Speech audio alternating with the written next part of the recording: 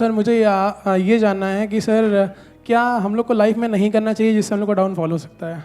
क्या नहीं ऐसा क्या है जो नहीं करना चाहिए? तो कितने चाहते हैं ये हो आज के सेशन का टॉपिक इंटरेस्टिंग है, बिकॉज आज से पहले मैंने ऐसा कभी कुछ सोचा भी नहीं है, ना ऐसा कभी कोई टॉपिक किया है कि ऐसा क्या है जो हमें लाइफ में नहीं करना चाहिए। चाहे आप मेल हो, चाहे फीमेल हो, चाहे जॉब करते हो, चाहे बिजनेस करते हो, चाहे स्टूडेंट हो, कोई भी हो, लाइफ में किसी भी स्टेज पर हो, ऐसा क्या है जो हमें नहीं करना चाहिए? हाँ, इनसे स्टार्ट करते हैं। सर मेरे हिसाब से किसी भी काम को, किसी भी बात को, किसी भी चीज़ को नहीं बोलना चाहिए, क्योंकि मैंने पर्सनल एक्सपीरियंस किया है। अगर हम पहले ही किसी काम को नहीं बोल देते हैं ना, तो वो कभी सक्सेस होता ही नहीं है, और जितना भी आपके पास कॉन्फिडेंस हो, आप उस चीज़ को कभी भी कर ही नहीं सकते। तो पहले नहीं बोलना नहीं सीखना चाहिए मेरे हिसाब से। Based upon our past experience हमारे माइंड में कुछ बैठ जाता है जिसको हम बहुत स्ट्रांगली पकड़ लेते हैं और अभी से पकड़ना शुरू कर देते हैं इसी एज से। यानी इस एज में हमारे माइंड में वो चीजें बैठने लग जाती हैं। बच्चों के माइंड में कुछ नहीं होता है, बच्चे बिल्कुल ब्लैंक स्लेट की तरह हैं, वहां पे ना हाँ लिखा हुआ है ना लिखा हुआ है। पर जैसे जैसे एज बढ़ती चली जाती है वो स्ट्रांग होता चला जाता है, और उसी की वजह से फिर हमारे कॉन्फ्लिक्ट्स होने लग जाते हैं। उसी की वजह से सारी रिग्रेट्स आती है, क्योंकि होता क्या है, बड़ी जल्दी हम ना बोल देते हैं। हो सकता है कोई बहुत बड़ी अपॉर्चुनिटी आई हमारे सामने, डिसीजन लेना था, लेकिन सुनने से पहले ही सामने वाले बंदे की पूरी बात हमने पहले ही ना बोल दिया। नहीं। उसके बाद पूरी जिंदगी बैठ करके रो रहे हैं। अपने घर में आपने चीज़ों को ऑब्जर्व किया होगा, अपने दादा को, नाना को कभी ये डायलॉग कहते हुए सुना है कि उस टाइम पे मेरे को मौका मिला था, अगर मैंने वो कर लिया होता तो आज मैं पता नहीं कहां होता, उस टाइम पे ये घर ना लेके वो कोने वाला घर ले लिया होता तो मैं पता नहीं कहां होता। पूछो क्यों नहीं लिया? क्योंकि जैसी वो अपॉर्चुनिटी आई तो उन्होंने पहले ही, सुनने से पहले ही, समझने से पहले ही ना बोल दिया। किसी और ने हाँ बोल दिया। जिसने हाँ बोला वो आगे निकल गया, जिसने ना बोला वो पीछे रह गया। तो अपनी लाइफ में कभी भी ये हाँ और ना को स्ट्रांग मत होने दो। अगर आप मेरे भी सेशंस को ध्यान से कभी सुनोगे ना या ऑब्जर्व करोगे, आपको एक क्लियर स्टैंड नहीं मिलेगा। और इसमें वो लोग जिनका माइंड बिल्कुल ही कॉन्क्रीट है, पत्थर के जैसा है। माइंड ना दो तरीके के होते हैं। 90% से ज्यादा लोगों का जो माइंड है वो पत्थर के जैसा है।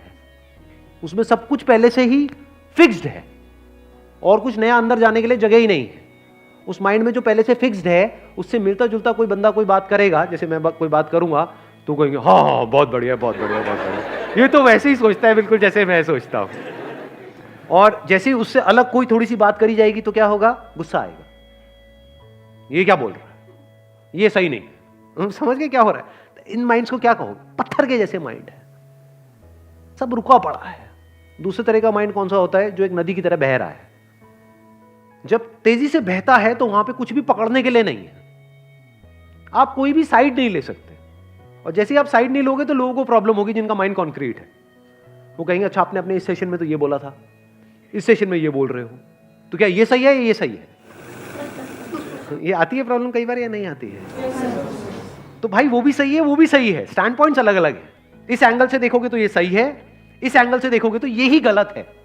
सिक्के के एक तरफ से देखोगे, अगर लाइट इस तरफ से आ रही है तो उजाला है, सिक्के पर उजाला है। इधर से देखोगे तो क्या है? सिक्के पर अंधेरा है। तो अब आप कहोगे भैया क्लियर बात क्यों नहीं करते? सिक्के पर उजाला है या सिक्के पर अंधेरा है? सिक्का हेड है या सिक्का टेल है? क्लियर बोलो ना। ये दो बातें क्या करते हो? सिक्का हेड भी है टेल भी, ऐसा कैसे हो सकता है? समझे?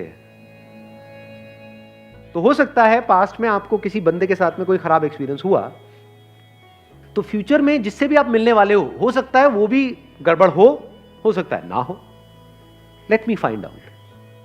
तो फिर क्या होगा? जैसे आप बोलते हो लेट मी फाइंड आउट, आप धीरे धीरे आगे बढ़ने लग जाते हो। आप एकदम से ना बोलते हो, ना जल्दीबाजी में हां बोलते हो, और ये बड़ी कमाल की स्टेट होती है। Let me explore, let me find out. अब आपके अंदर पेशेंस आ गया है। लोगों के अंदर पेशेंस ही नहीं है, बड़ी जल्दी तैयार बैठे पड़े हैं अपना जजमेंट पास करने के लिए। कहीं भी जरा सा कुछ हो जाता है, बड़ी जल्दी जजमेंट पास नहीं करते हो। इसने बहुत गलत किया, आपको पता भी है उसने क्या किया है, क्यों किया है, आपको पता भी है उसने किया भी है या नहीं किया है। नहीं, बस जजमेंट हमारा तैयार है। ऐसे ही जैसे हम दुनिया को जज कर रहे होते हैं, ऐसे ही अपने घर में और लोगों को जज कर रहे होते हैं, ऐसे ही खुद को जज कर रहे होते हैं। करते हैं नहीं करते हैं? तो यस और नो क्या है? जजमेंट है। तो जजमेंट को जल्दी पास मत करो, आराम से करो, और इतना भी आराम से मत करो जैसे इंडिया में कोर्ट में होता है कि 20 साल लग रहे हैं एक जजमेंट को पास करने में।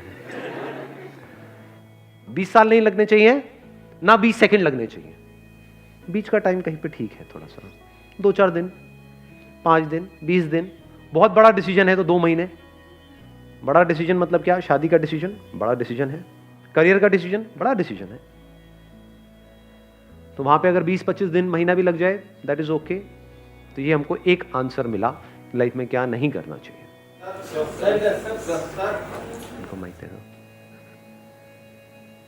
एक्चुअली सर मेरे को लगता है कि हमें हमारे ऊपर पर्सनली सेल्फ डाउट नहीं होना चाहिए कोई भी काम करने से पहले।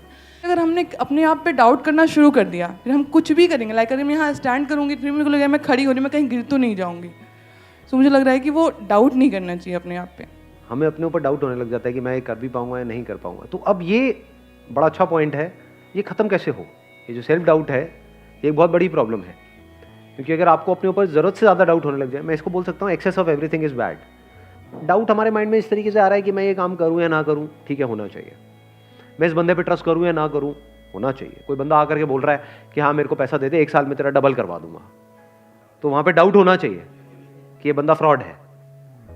तो अब अगर ये सेल्फ डाउट आपको हेल्प कर रहा है तब तो बहुत बढ़िया है। अगर इस सेल्फ डाउट की वजह से आप अटक गए हो लाइफ में, ये सेल्फ डाउट इतना ज्यादा बढ़ गया है कि आपने अपने हथियार ही डाल दिए हैं, कि आप कह रहे हो कि नहीं अब तो कुछ हो ही नहीं सकता, मैं तो कुछ कर ही नहीं सकती, मैं तो कुछ कर ही नहीं सकता, मेरे तो कुछ बस का ही नहीं। हाँ वो सब कुछ कर सकता है, वो अलग मिट्टी का बना हुआ है, मैं नहीं कर सकता। ये आने लग जाता है, नहीं आता है। इससे कैसे बचे? अंदर तक आपको ये पता होना चाहिए, अंदर तक, कि आप में, मुझ में, किसी में भी कोई फर्क नहीं है। Brain is brain, body is body, brain is not your brain और माई ब्रेन। इस सच को देख पा रहे हो? सिर्फ ब्रेन में जो इंफॉर्मेशन पड़ी है वो अलग अलग है, बट जो ब्रेन है, जिस तरह से ब्रेन काम कर रही है, दैट इज सेम। उसमें इंफॉर्मेशन अलग अलग है। तो हार्डवेयर इज सेम, आंखें सेम है, शेप अलग अलग हो सकती है, बट जिस तरह से वो काम कर रही है, जैसे 2 कैमरास हैं अलग अलग कंपनीज के, तो बाहर से दिखने में अलग अलग हो सकते हैं, ब्रांड अलग अलग हो सकता है, पर जिस तरह से वो काम कर रहा है वो सेम है। जिस तरह से लाइट पड़ती है, मिरर पे जाती है, ये होता है, रिफ्लेक्ट करता है, फिर वो इमेज को कैप्चर करता है, वो सेम है, वो अलग अलग नहीं है। ऐसे ही जब इस सच को आप देख लेते हो, यू, मी और anybody, we as in humans, we are all same. Your brain is not similar to Einstein's brain, it is same. तो एक एनर्जी आती है अंदर से। अब अपने आप को अंडर एस्टिमेट करते हो ना ओवर एस्टिमेट करते हो, क्योंकि ओवर एस्टिमेट भी जो खच्चर करते हैं उनके भी माइंड में ये बैठा होता है कि मेरी ब्रेन तो पता नहीं क्या है, आई एम तो जीनियस। वो भी खच्चर है, जीनियस खच्चर है वो। हाँ। और एक है जो बेवकूफ खच्चर है, वो क्या कह रहा है कि नहीं नहीं मेरी ब्रेन में ही कुछ कमी है, नहीं मेरे में कुछ कमी है। मेरे में मतलब क्या? अलग तरह की इंफॉर्मेशन अंदर डाल दो, वो अलग तरह से काम करने लग जाएगी ब्रेन। सिंपल है।